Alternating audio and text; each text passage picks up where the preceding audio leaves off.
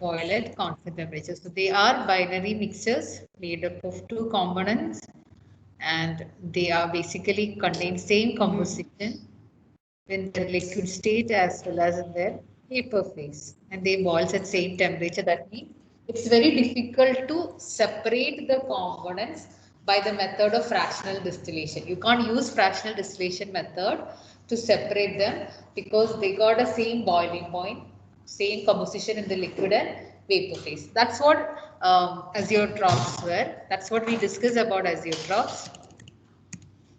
Man, can you explain fractional That, distillation? what do you mean by fractional distillation? What is fractional distillation? Distillation and fractional distillation, what is the difference? Both the method, distillation or fractional distillation, is when you can use when there is a difference in boiling point of two components in a mixture.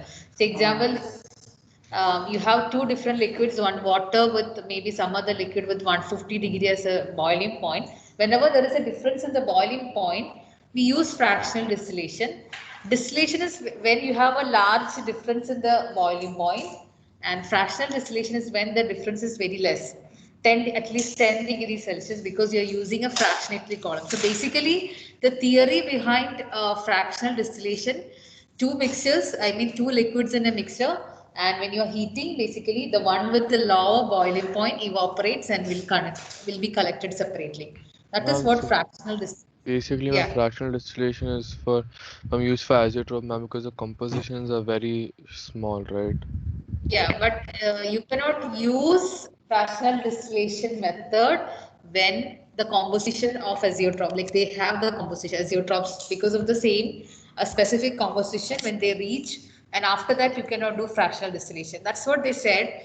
If you want to separate ethanol and water, when it reaches till 95 to 5 percentage, you can use fractional distillation.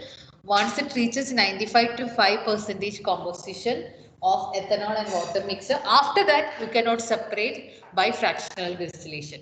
So when this azeotropic composition has achieved, after that you can't do anything by like separating them by fractional distillation. That is what they said, that they got a same composition in liquid and vapor phase. When the composition is same in the liquid and vapor phase, they boils at the same temperature. That means you cannot separate them by fractional distillation. You have to do some other method for separating them. So there are basically two types of azeotrophs, minimum boiling and maximum boiling azeotrope. This is basically from its deviation from Raoult's law. So based on that, azeotrophs are classified as minimum boiling and maximum boiling azeotrophs. So that is what in detail we are discussing. And the first type is minimum boiling azeotrope. Why they are known as minimum boiling azeotrophs? What do you think? As with respect to Raoult's law, why we call it as a minimum boiling azeotrope? Because they show large positive deviation. What they meant by positive deviation? That is, was a non-ideal solution were classified as positive deviation, the one showing positive deviation and the one showing negative deviation. So what do you mean by the one solution showing positive deviation? What's the second type of azeotrope? Maximum boiling. So what is that meaning, positive and negative deviation?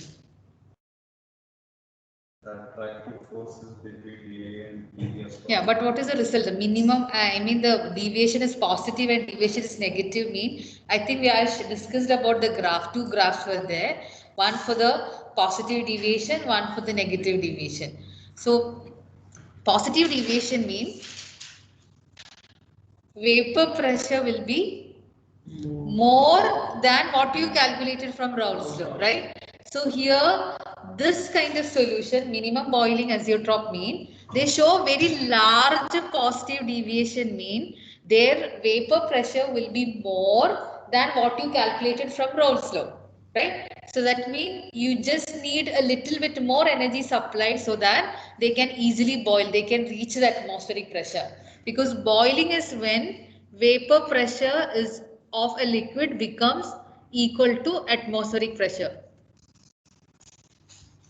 That is when a liquid, whatever the substance, starts boiling when its vapor pressure becomes equal to atmospheric pressure. So the one which is showing large positive deviation mean already their value is much more than what you calculated using Raoult's law. So already the vapor pressure is high. So you have to heat a little so that it will become atmospheric pressure. That is why they say they need minimum energy to boil than what you expect.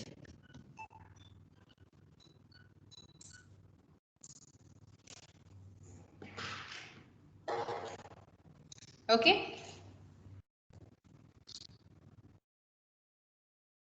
Because already they are showing large positive deviation, so their vapor pressure, the partial vapor pressure of that liquid is already greater than what you calculated using Raoult's law. That means a less or the minimum heat is required for them to boil. That is why these kind of solutions showing large positive deviation from Raoult's law is known as minimum boiling azeotrophs. And that is anyway its specific composition only, and the best example is for ethanol and water. 95% of ethanol and 5% of water mix is called a minimum example of a minimum boiling azeotroph. Once it reaches that specific composition 95 to 5, then it acts as an azeotroph and you can't separate them by fractional distillation.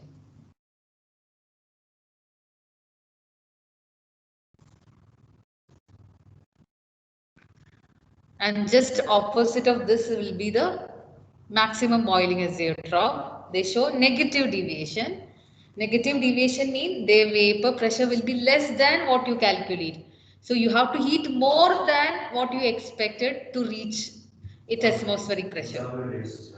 Yes, Muzammil. Yes, ma'am, what happened? You were raising hand. I'm sorry.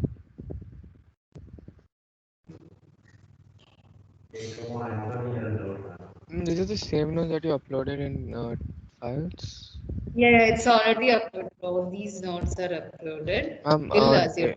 Ma'am, in this azeotrope, ma'am, we should only write the example like the first part, or should we write the entire example?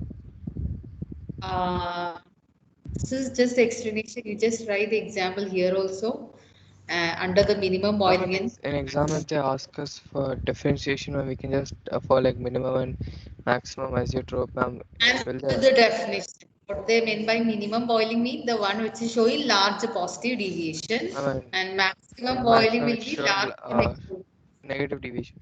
Then we should just give an example, right? Yeah, that's enough. So the rest of it, will they ask any questions related to it? The rest of the part of the exam? Just telling what is the difference in the normal different compositions of an ethanol and water is possible, right? You can make 50% to 50% or 40 to 50, 60 like that. Different compositions are possible, but only with 95 to 5% ethanol and water mixture is considered to be azeotrope. That is the composition when you can't further separate it. So that's what explained as an example here. Ma'am, so only if it's approximately 95%, then only like that's after that certain volume, you can't have a particular separation. You can't have further separation. Yeah. Once this concentration is achieved, the liquid and vapor have the same composition. So both the liquid and vapor have 95%. So that it will boil at the same temperature. There is no difference in the temperature. Like.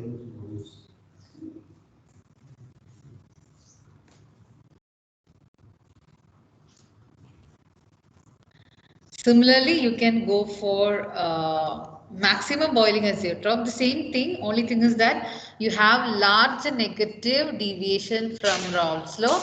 Large negative deviation mean the partial vapor pressure is less than what you calculated from Raoult's law. So it's already very less. So you have to heat more than what you expected. So you're supposed to heat it till 100, but you have to heat more than that because the vapor pressure is very less. They show negative deviation from the Raoult's law. So that's why they maximum. You have to heat more for the boiling.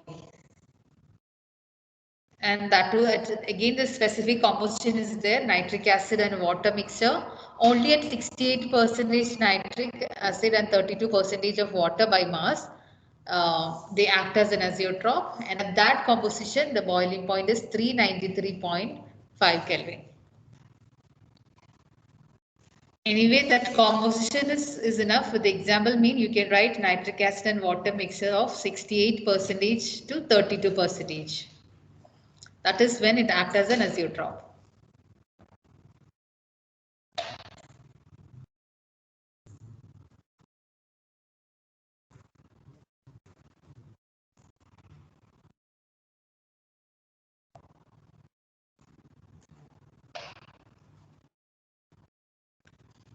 Just minimal information is required. What is azeotrope and type of azeotropes with one example. That much is enough.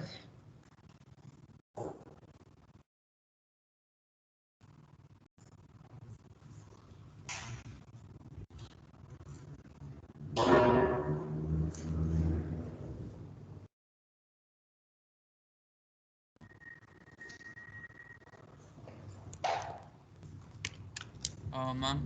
Am I clear? Yeah. Ma'am, can you tell again what it means? Like they'll have the same composition at liquid and vapor phase.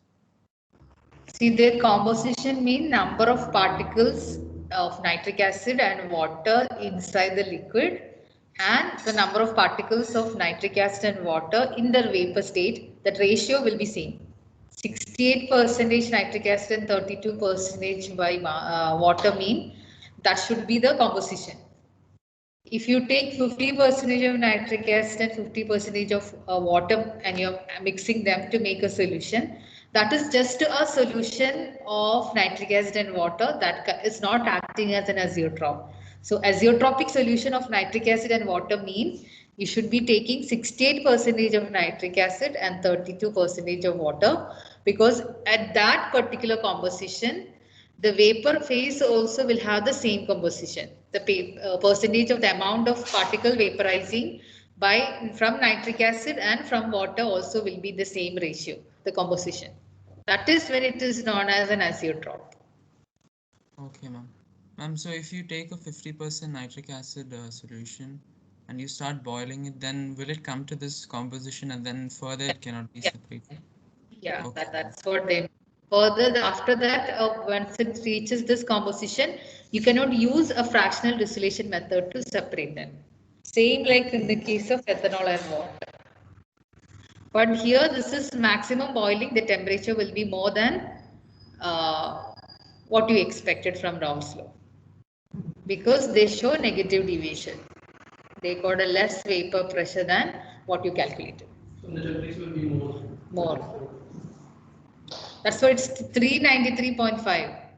It's almost very high value compared to if you look into the temperature of water and nitric acid. So that's about azeotropes. I hope I made myself clear in this topic. Yeah. So that is the end of first part of this chapter. So what is the difference between the examples of those two? Okay, because the ethanol and water example, it said that after they reach that composition, there's no further separation. Yeah, it's same definition is applicable whether minimum or boiling, maximum boiling azeotrope. Both definition is same. Once they reach our azeotropic composition, you cannot separate them. But the difference is that the boiling point of the mixture will be more than what you expected. That is for maximum boiling. So for ethanol and water, it's less than what's expected. Yeah. And for nitric acid and water, it will be more than, because the vapor pressure is negative deviation and other one is positive deviation from the Raoult's law based on that. So the next topic, it's again the continuation of this chapter only, but separately I want to discuss. That is the second part of this chapter is about colligative properties. So you can write the side heading colligative property. It's very important. Short question from solution. Numericals from related to colligative properties or any questions as an application of any of the colligative properties usually they ask. So first we should know what is colligative property. What is colligative property? Any idea? Have you heard of it? Colligative property. Okay. Colligative property means these are the properties of a solution which depends on the number of particles of solute. That means it depends on the concentration of the solute inside the solution are called colligative property. There are different properties of a solution, but there are certain properties which directly depends on concentration of the solute.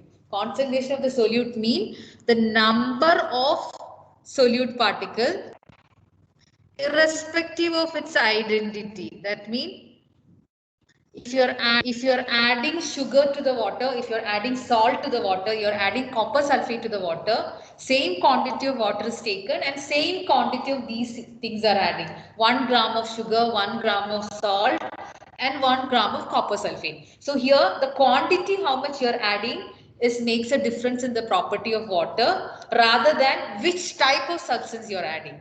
Whether you're adding sugar or salt, there is no difference if you're adding equal quantity. So the property which depends only on how much you're adding, it does not depend on what kind of particle you're adding is called colligative property. That's what it's defined. Properties depends on the number of solute particle irrespective of its nature. Whether sugar or salt or copper sulfate, it should be like same quantity, 1 gram. The quantity is important rather than what you are adding to the solvent.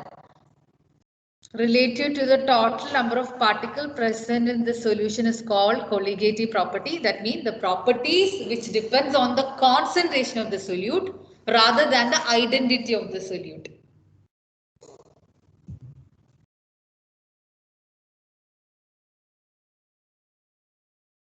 That's what defined as colligative properties.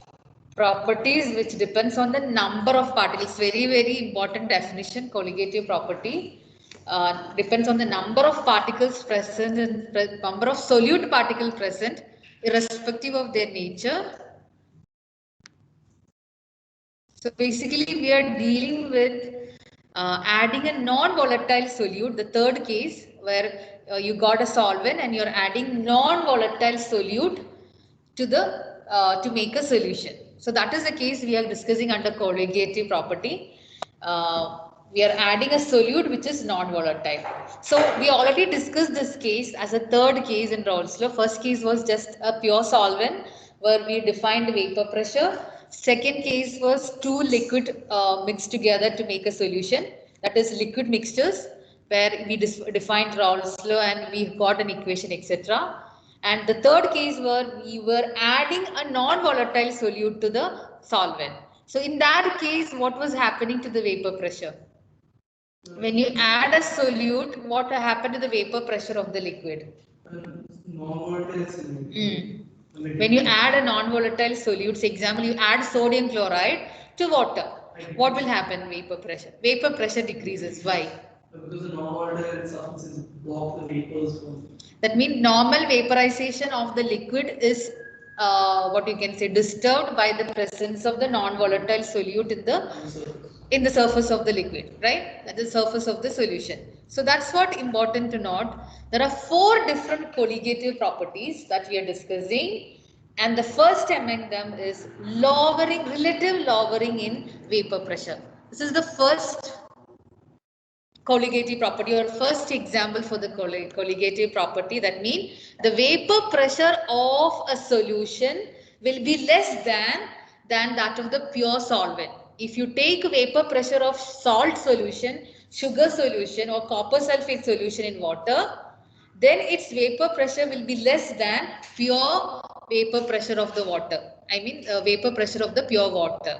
So this is what known as relative lowering in vapor pressure. This decrease in vapor pressure is directly proportional to how much quantity of the solute you are adding rather than what type of solute. So that's why we are discussing relative lowering of vapor pressure under colligative property. This is the first colligative property we are discussing, relative lowering in vapor pressure. Vapor pressure of a solvent in a solution is less than that of the pure solvent. Always vapor pressure of water in sugar solution or salt solution will be less than when you take water as a pure solvent. When you add a solute, vapor pressure always decreases.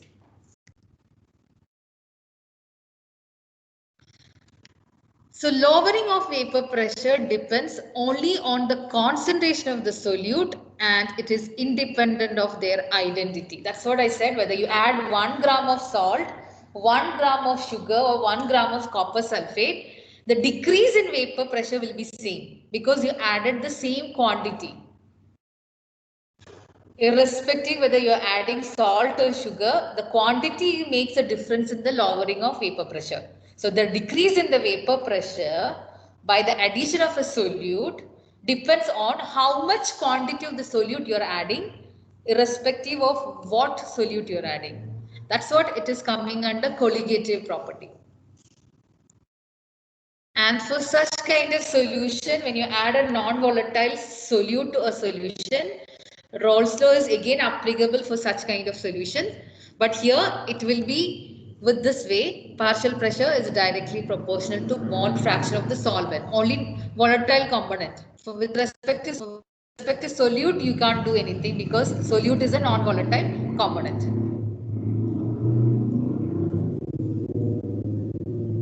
So these points we already discussed. What is lowering in vapor pressure? That is what we discussed. When you add a non-volatile solute, vapor pressure of a pure substance always decreases when it is part of a solution by adding a non-volatile solute. So this decrease in vapor pressure depends on the concentration of the solute you are adding, irrespective of its identity. And we already know that for such kind of solution, you can use Raoult's law to calculate or to show the relation between partial pressure of the solvent and mole fraction of the solvent. So this was already discussed as a Raoult's law, and in this equation we were unable to find a relation between concentration of the solute because for Raoult's law it is only applicable for a volatile component. What you are adding is a non-volatile, so using Raoult's law you can't find a relation. So this is what the introductory part where you can say that it's a relative lowering vapor pressure of a substance.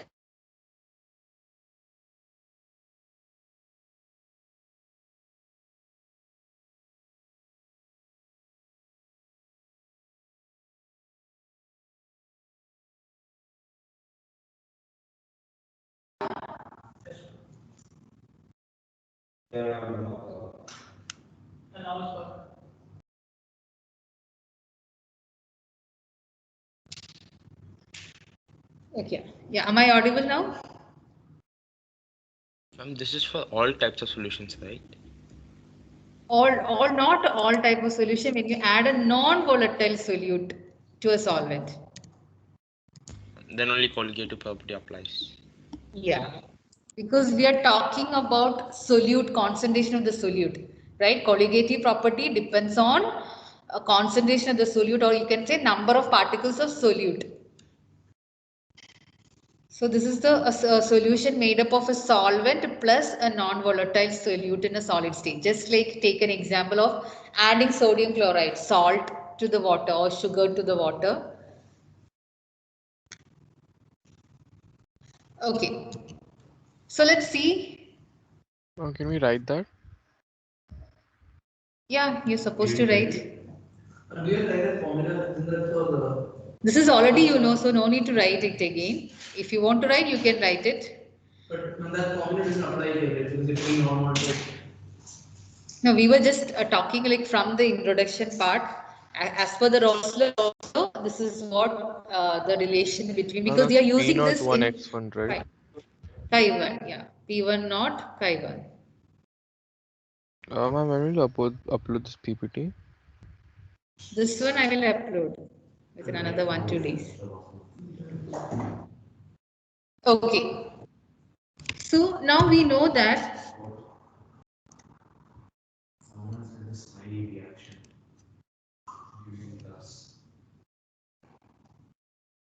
so relative lowering of vapor pressure means there is always delta P1, there is always change in, or the vapor pressure of a solution will be less than that of the pure solvent. So delta P1 mean it will be P1 minus P10. So the difference in the vapor pressure of a pure solvent and the vapor pressure of a solution is called change in vapor pressure, delta P1.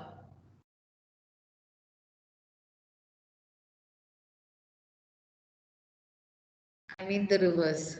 Always the vapor pressure will be higher when it is pure. When it is a solution, so P1 naught mean or P10 mean vapor pressure of a pure solvent 1. P1 is the vapor pressure of the solvent when it is part of a solution. So this is what change in vapor pressure for that particular solvent 1. So if you're taking water, P10 mean vapor pressure of pure water. P1 stands for vapor pressure of water in salt solution or sugar solution. Delta P1 means change in vapor pressure of water when you make a solution with water. That's why delta P1. So now we already know that as per the Raoult's law, P1 is equal to P1 naught Chi1. This is as per the Raoult's law. So you can put this one in the first equation. So it will become delta P1 change in vapor pressure is equal to P1 naught minus, instead of P1 you will write the Raoult's law equation. So P1 naught Chi1, so that P1 naught 0 can take 1 yeah. minus P1 minus Chi1. Yeah, 1 minus Chi1. What is 1 minus Chi1? What is 1 minus Chi1 means? Chi2. Because we know that as per the mole fraction equation, Chi1 plus Chi2 will be always equal to 1 because you are dealing with binary solution. Only two components will be there. So mole fraction of the first component and second component sum will be equal to 1. So 1 minus Chi1 is equal to Chi2. That means you can write here delta P1 is equal to P10 into Chi2. And we know that P10 is a constant. For a pure substance, the vapor pressure at particular temperature is a constant value. Or you can say that delta P1 is proportional to Chi2. That means change in vapor pressure of a solvent, a solution, from its pure solvent is directly proportional to the mole fraction of the solute. That means the concentration of the solute. So we got a new relation or proof saying that it is a colligative property because the change in vapor pressure is directly proportional to mole fraction of the solute, Chi2.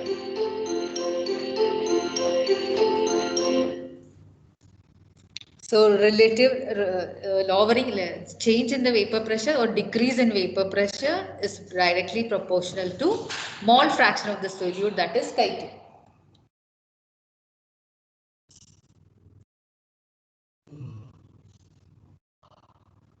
Wherever one comes, it's usually solvent, right?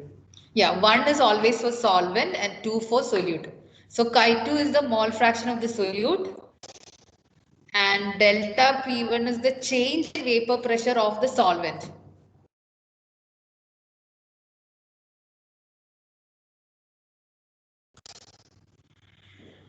What is Chi2? What is the equation to calculate Chi2?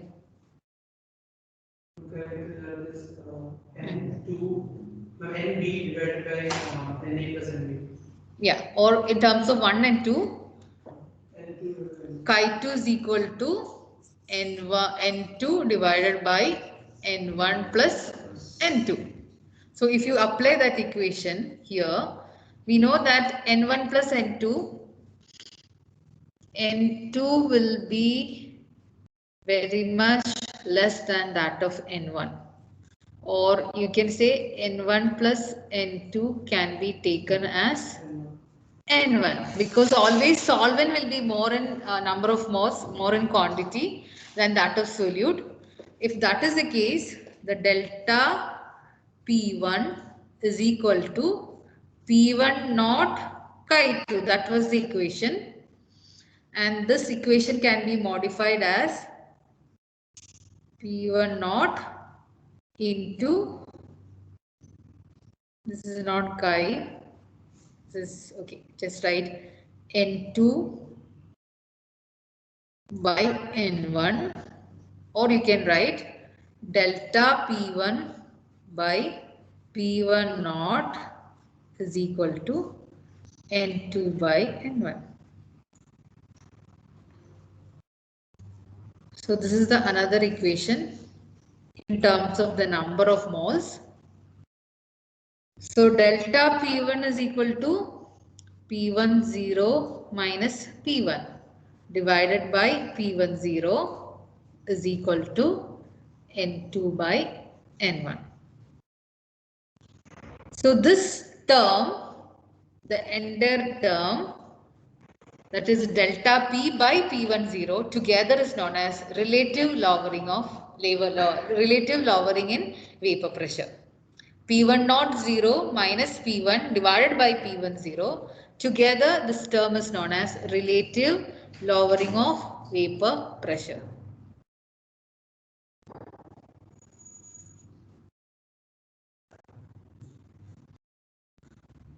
Anyway, we'll continue in the next class. I don't want to take a break. We'll continue the same thing again, the derivation. Then we'll do the numerical. Thank you. Okay, bye. Thank you, ma'am. Thank you, ma'am. Thank you, ma'am.